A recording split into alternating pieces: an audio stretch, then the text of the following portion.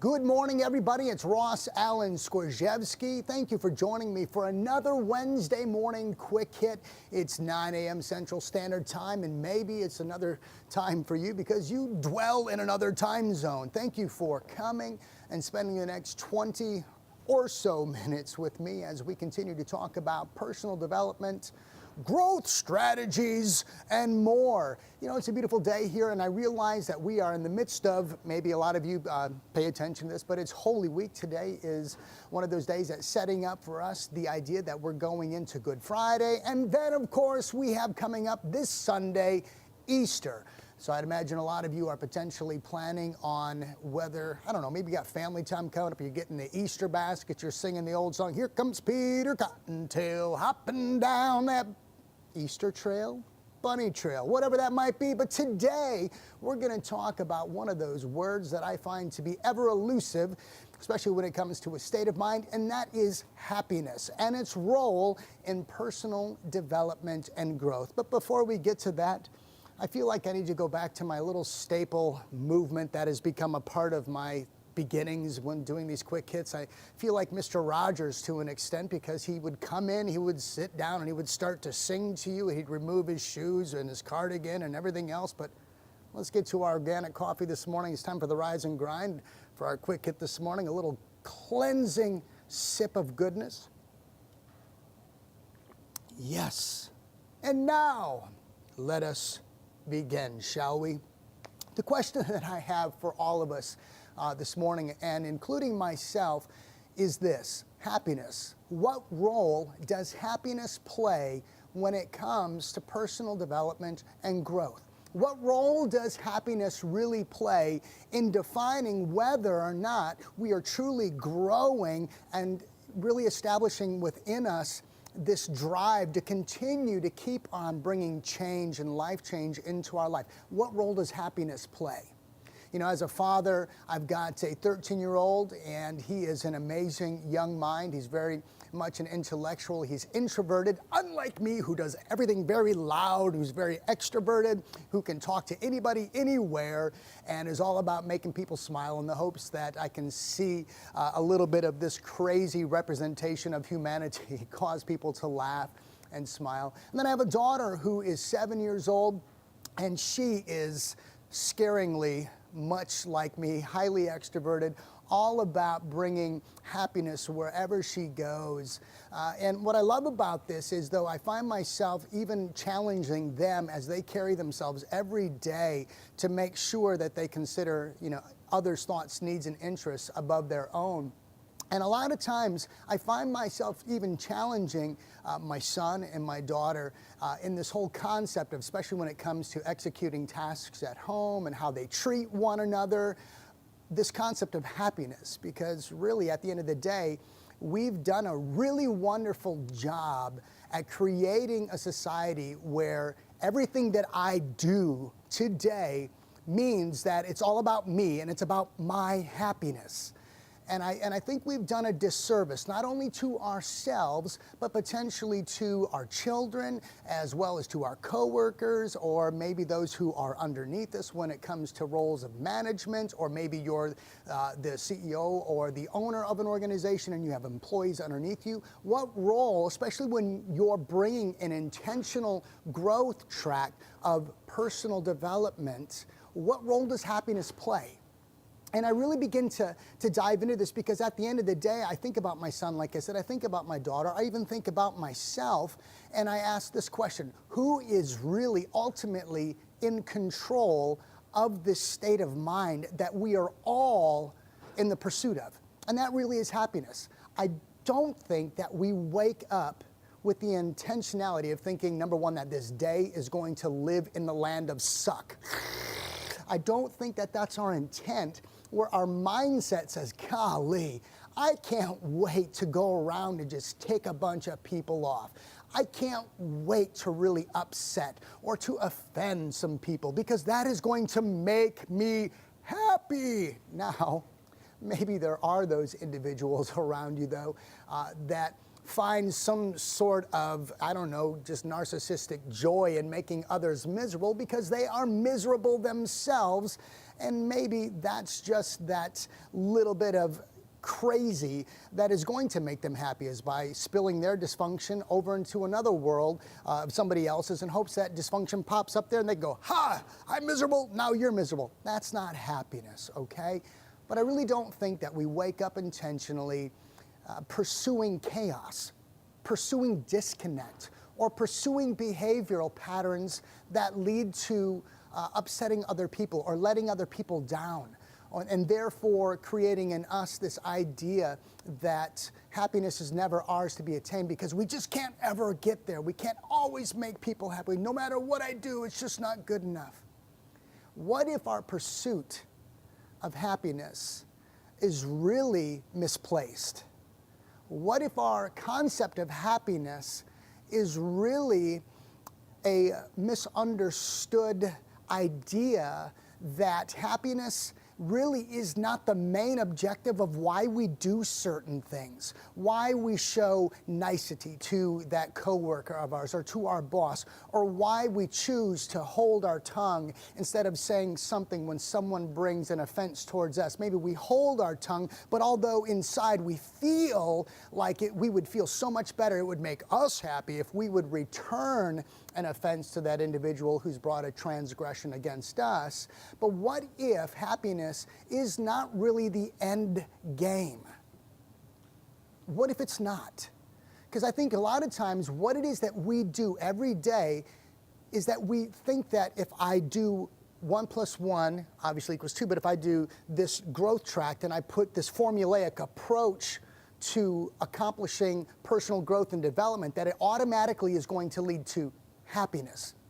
That if I accomplish the objectives on the job and I make my boss happy or my manager happy or my coworker, that it's automatically going to lead to happiness. That if I wake up in the morning and I choose to pursue good behavior, to treat my spouse the way that they deserve to be treated, whether it's your husband or your wife, your boyfriend, your girlfriend, that it automatically is going to lead to happiness. And I just wonder if that's a failed mindset, if that's a failed approach. Now, don't get me wrong. I think we all should strive to do things that potentially bring glimpses of happiness into our life, but it's not the main objective. Because let me ask you this, moms, dads, brothers, sisters, whomever, employers, coworkers, if you're watching this morning, you're going to watch it later. Let me ask you this. Have you ever done what is right and not found yourself to be happy at the end of doing whatever that right thing was? Why is that?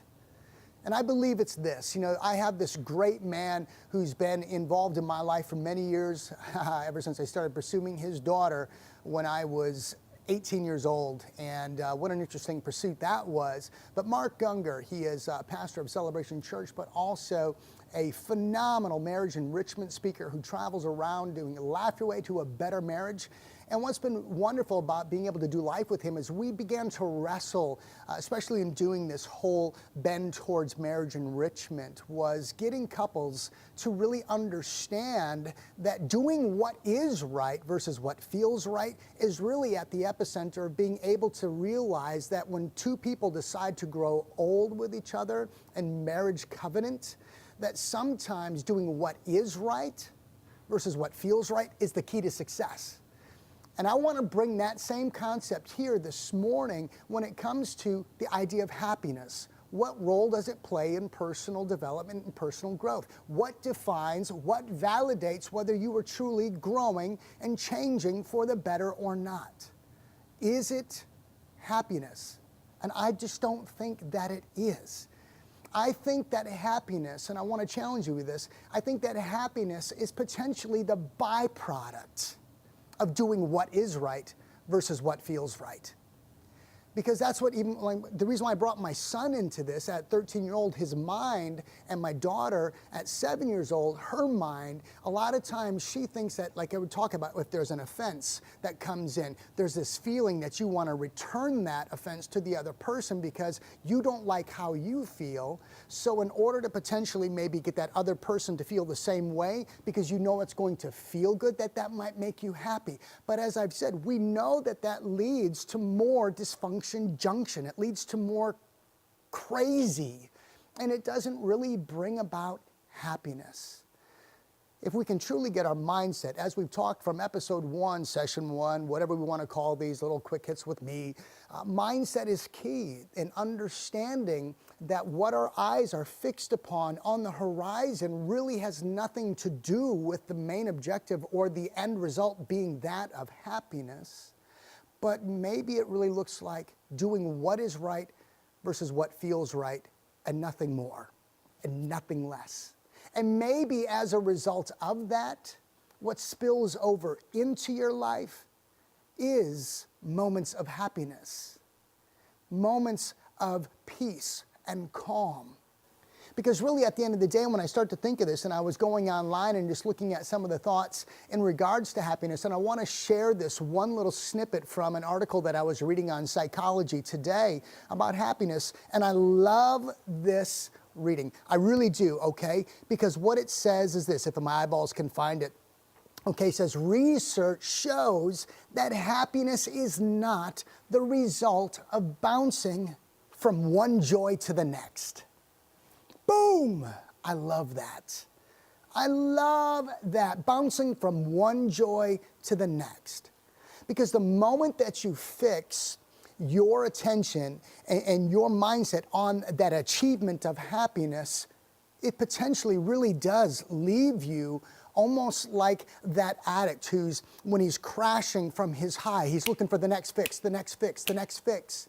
I think happiness potentially can have that same effect on people. If your end game, the end result of your pursuits for life change and personal development is automatically going to be set up for validation because it makes you happy, I think you're always going to be that individual, like this article says, that's bouncing from one joy to the next, one joy to the next.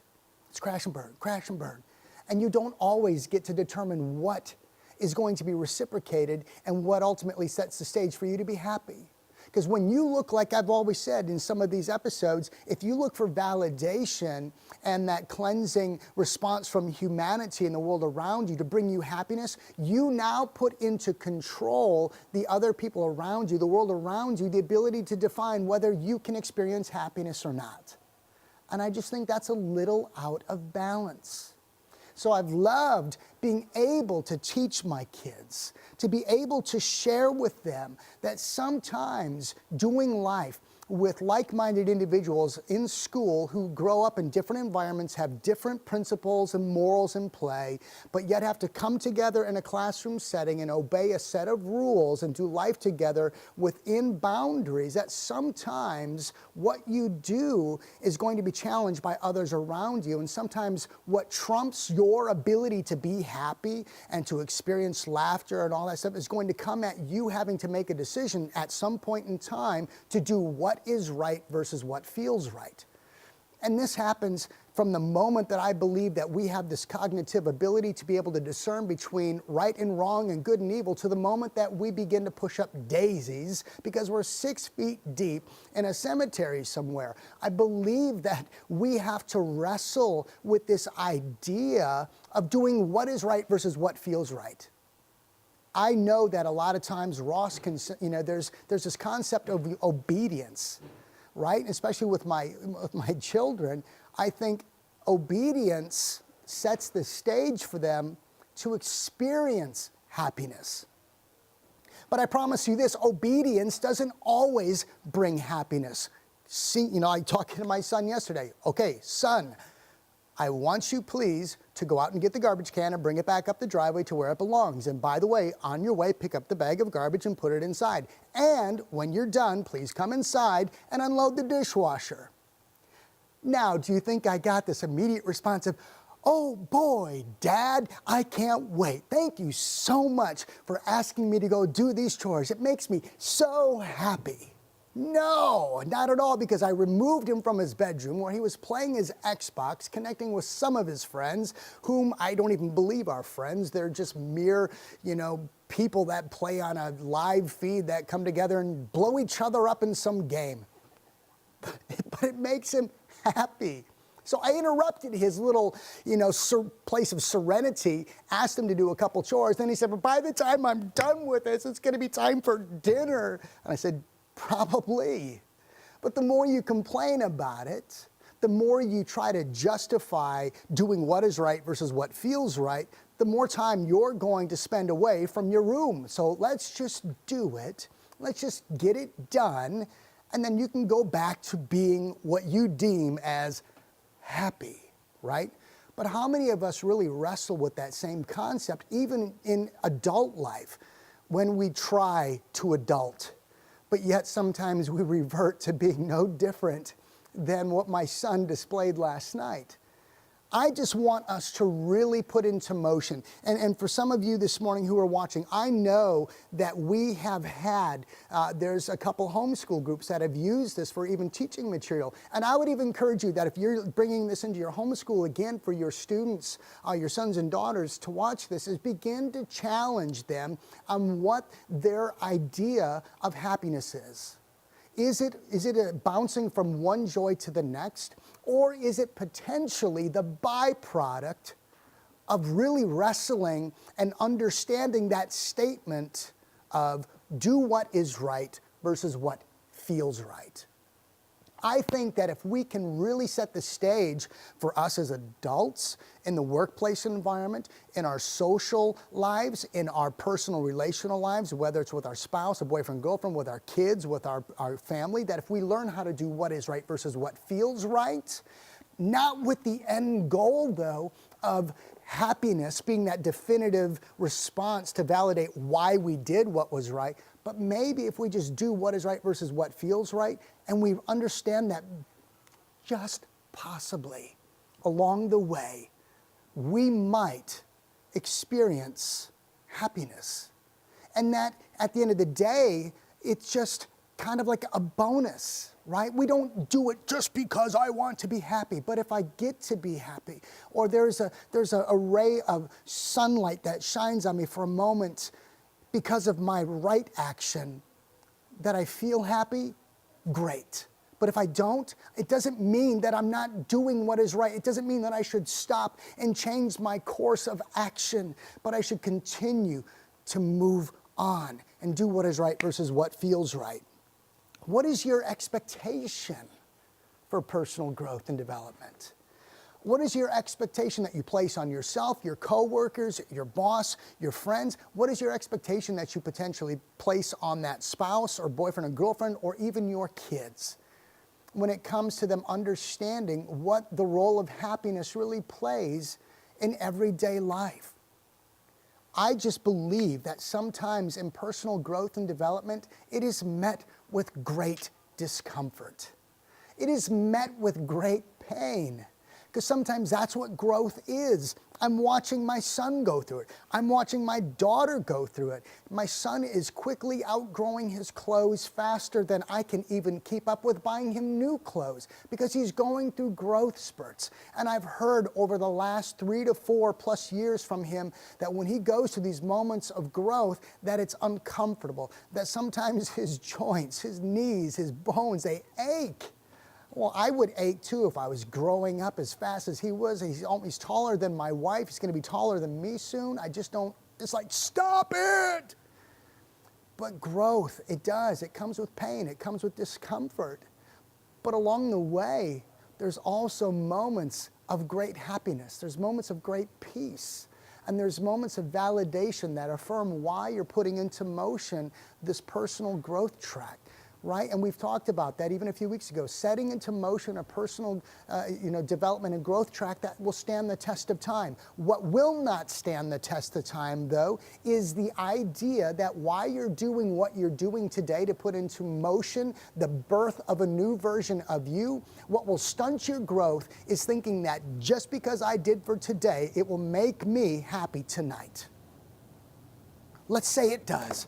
Let's say it does. Everything that Ross does today on the job, working with everybody around me, Fancy, Nancy, Gruzy, Lizzie, everybody, if I do everything that is right, but thinking that it's going to make me happy based on their response, I might be happy at the end of the day, but what if Ross shows up tomorrow and Ross chooses dysfunction junction or some other things go awry and I don't all of a sudden feel happy? Am I going to then become that person that bounces from joy to joy to joy to joy? No. One of the things that we'll be talking about as we come up here in the next few weeks is the concept of consistency, something that I'm still even trying to incorporate into my life. Consistency. But not only consistency in action professionally and personally, but also consistency with mindset and expectation. I would love for all of us to have a healthier perspective of happiness and its role in our day-to-day lives, in our existence. Understanding happiness as to whether or not it truly is a minute-to-minute pursuit, a day-to-day pursuit, a week-to-week pursuit, or if it's really about, like I said, the concept of doing what is right versus what feels right, setting the stage for us to understand that in that process, we will have moments where we experience great joy. But also in the midst of that great joy, there will be great discomfort and great pain. But that is not to diminish or take value away that which you are doing to bring about the best representation of yourself or those around you or even the kids or spouse that you do life with every day. Happiness, it's a byproduct. It's not the ends to the mean by which we truly aspire to experience change. With that, I want to go here real quick as I end up, and I want to say good morning. Good morning, Casey Newell. Good morning, Stephanie. It is so good to see you guys this morning. I really do appreciate you coming in. Holly, good to see you. Megan Whitney, good morning from Kalispell, Montana. Good morning to you. Sarah Rayfris, good to see you again. It is so good. She says, I hate having to discipline our kids. I get that and I understand it. You know, there was a time when I really struggled with the same thing. Discipline does not feel good. It doesn't feel good being the one that has to dispense discipline, and it doesn't feel good being the one who receives discipline. But those who do not choose to receive discipline, I promise you, are not going to be happy individuals in the long run. And this is where we say, I don't care about how you feel. I don't care about how you feel. Listen to what I'm saying to you, to my son. Let me explain this to you. Do what is right versus what feels right, because at the end of the day, you control whether or not happiness is yours to be experienced sooner rather than later. I'm on the receiving end of discipline more than I would like to. Why? Because Ross can sometimes choose dysfunction junction more than he should choose easy peasy, I don't know, Lemon Peasyville. I don't know where that came from, but we just went there, right? But I can choose stupid over obedience. Why? Because I'm me, and I get it. And I don't like being on the end of receiving discipline, but I've learned to shut my mouth, process, take out of that moment the moments of truth and the things that are meant to bring change, because I know that if I do what is right versus what feels right, the chances are that happiness will be mine to experience sooner rather than later. But Ross, I thought you said happiness shouldn't be a part of the equation. No, I just have a mindset that understands that if I do what is right versus what feels right, there's a better chance that happiness creeps into my world sooner rather than later. So do not be the person that is willing to dispense discipline, but also when discipline comes your way, be ever so quick to receive it. And trust me, it doesn't feel good when you do get it. Katie Gilkeys, great topic. Thank you so much. I appreciate that. Dennis Sue, good to see you again this morning. Dr. Cynthia Sheik, she's like, hey, boss. What up, Dr. Cynthia? Hope you're having a beautiful morning today and all that jazz. Hey, by the way, Dr. Patrick Flynn is in Bloomington, Minnesota this morning. with Brandon Gross. Brandon's going to be touring Northwestern. He has the desire to go into chiropractic college, to be that just like his uncle, and to do great things and to bring clinical results into the lives of those that seek him out for care. But there's a hormone talk tonight, and Dr. Patrick will be doing that for Dr. Sean Ellingworth. So he's not with us today, and we will miss him. I promise you, he is a happy person this morning. Why? Because he was able to go to Whole Foods last night and have a Whole Foods dinner. I'm jealous. So therefore, that does not make me very happy that I was not with him. So with that, anyways, ladies and gentlemen, comments. I would love to be able to answer any questions that you might have. Go ahead and put them in the comments below if you like. And if you don't like, well then don't. It doesn't matter. It's a beautiful day. I do wish you this, though. I do wish that you would do what is right versus what feels right. And I wish that you would allow yourself to experience those moments of happiness and let them validate and cleanse you. But know that at the end of the day today, it's more about you just doing what is right versus what feels right, and knowing that as happiness comes in, enjoy it, but don't bounce from one joy to the next. We'll see you next Wednesday.